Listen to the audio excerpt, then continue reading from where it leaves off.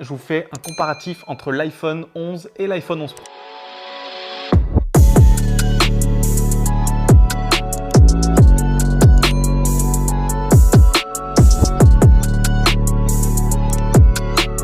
Alors si vous ne l'avez pas encore vu, il y a mon test de l'iPhone 11 Pro qui est dispo ici. Je ne vais pas revenir sur l'intégralité des caractéristiques techniques et en fait j'ai décidé de faire ce comparatif parce que comme j'ai testé l'iPhone 11 en même temps, je me suis dit que c'était peut-être dommage de faire un test complet alors qu'il y a plein de similarités et que c'était mieux de voir en fait si vous voulez un nouvel iPhone, s'il vaut mieux partir sur le 11 ou sur le 11 Pro. La première différence entre les deux modèles, c'est déjà la taille de l'écran. On est sur 5,8 pouces pour l'iPhone 11 Pro, 6,1 pouces pour l'iPhone 11 et 6,5 pouces pour l'iPhone 11 Pro Max. Donc là, c'est en fonction de vos goûts et de vos tailles.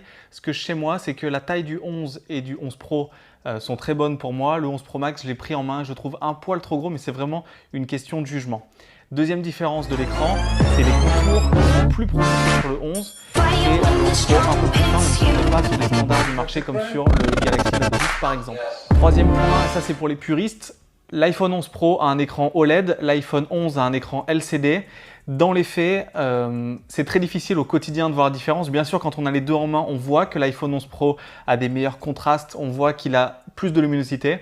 Mais en utilisant le 11 au quotidien, on oublie vite l'autre. Et au final, pour moi, les deux écrans sont très bons, même s'il y a un léger avantage pour l'iPhone 11 Pro. Au niveau du design, la différence principale, c'est à l'arrière qu'il y a 2 capteurs sur le 11 et 3 sur le 11 Pro.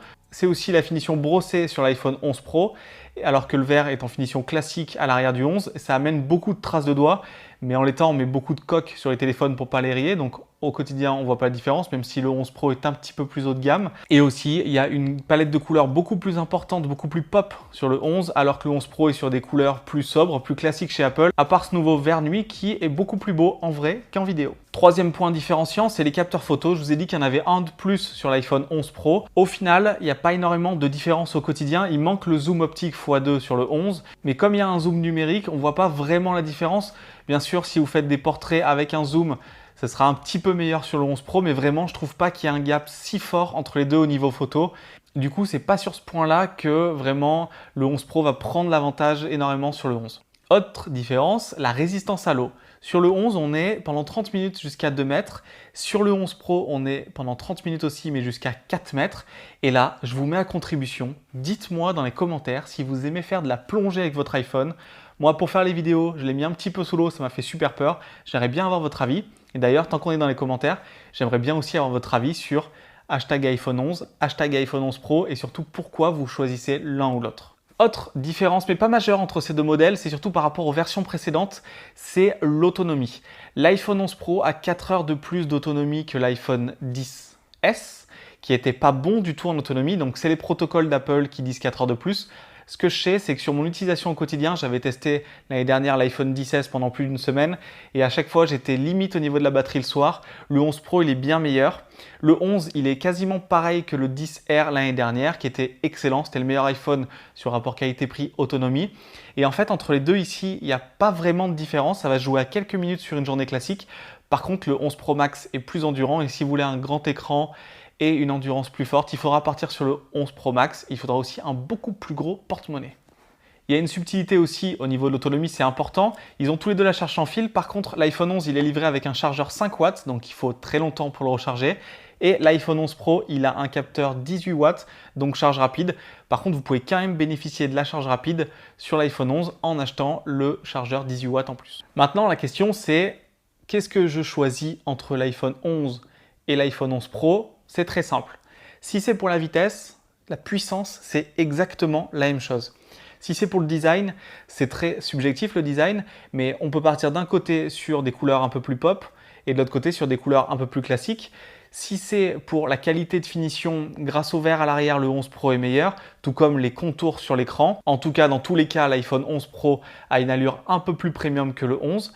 Si c'est pour la photo, il n'y a pas un gap énorme entre les deux. Si c'est pour l'autonomie, il n'y a pas un gap énorme entre les deux, sauf bien sûr le 11 Pro Max qui est au-dessus. Donc maintenant, la question à vous poser, c'est qu'est-ce qui est le plus important pour moi sur le téléphone? Est-ce que le design premium est plus important, etc.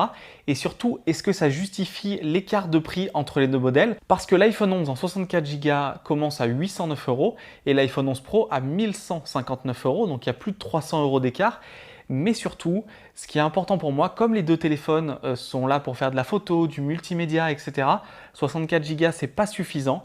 Et le meilleur rapport qualité-prix aujourd'hui pour moi, c'est l'iPhone 11 avec 128 Go de stockage qui me paraît suffisant, ce qui est vendu 859 €. Vous n'avez pas d'option 128 sur le 11 Pro, il faudra passer directement à la 256 et ça coûte quand même 1329 €. L'iPhone XR reste aussi une excellente alternative. Les prix publics maintenant sont fixés à 709 €, donc ça devient un téléphone qui est un peu plus abordable, même si on est toujours assez cher chez Apple. Alors bien sûr, si vous avez les moyens et que vous voulez un grand écran, un grand stockage, faites-vous plaisir. Achetez un iPhone 11 Pro Max en 512 Go, le top du top. Mais est-ce que c'est vraiment nécessaire ou pas? Je vous laisse décider. En tout cas, si vous demandez quel téléphone acheter, je vous mets tous les liens avec les meilleurs prix en description. Je vous remercie d'avoir aidé ce comparatif. C'était le premier sur la chaîne de Presse Citron entre l'iPhone 11 et l'iPhone 11 Pro. Si vous l'avez aimé, laissez-moi un commentaire. Si vous avez des questions aussi, un petit pouce bleu. Dites-moi si vous voulez voir d'autres comparatifs parce que je teste dans l'année beaucoup de téléphones. C'est peut-être intéressant de les mettre en confrontation directe. Et moi, je donne rendez-vous dans quelques jours pour une prochaine vidéo sur la chaîne YouTube de Presse Citron. À bientôt.